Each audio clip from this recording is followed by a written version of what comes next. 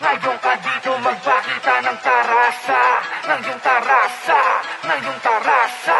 Ngayon ka dito magpakita ng tarasa, ng iyong tarasa, ng iyong tarasa. Simulan natin ang unang bara na hinugod pa sa kalawakan ng isipan. Mga kaalaman ko di na galing sa paaralan, sa tunay na buhay ko ito natutunan. Sige, hamunin mo ang panahon na malaman ko saan nga ba talaga ang iyong patutunguhan. Sa lalim ng pananagalog tila ba karagatang hanggang ngayon pinag-aaralan. Yeah, tubong sambalis, pintuan ng hadis, pinasok habang dibdib umaapoy. Narinig si Ismaglas bilang nagpa-challenge, agad sinulatan para bang animoy. Isang nilalang na napakalakas, hindi man lamang ako na baka niya pinagalingan ng mga mati na mumula at umaapoy ang mga hininga na tumutunan ng mga bagay na lumalakad at kumikinang.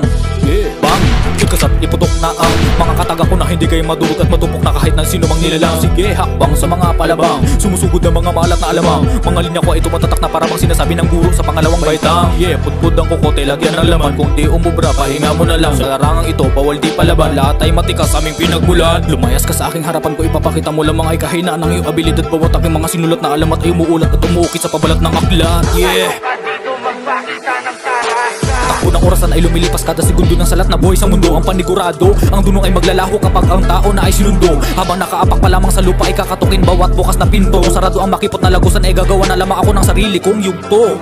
Kabanata na binata, pumanata kay bathala ng mga papapala. Sabi ng kababata, wag mabahala sapagkat makasana ay darating na kusa. Sa taas ang awa, dito ang gawa, kaya walang magagawa kung purong awa. Ulan ay titila, mabasa man ang damit ay lulusungin ko ang bawat baha.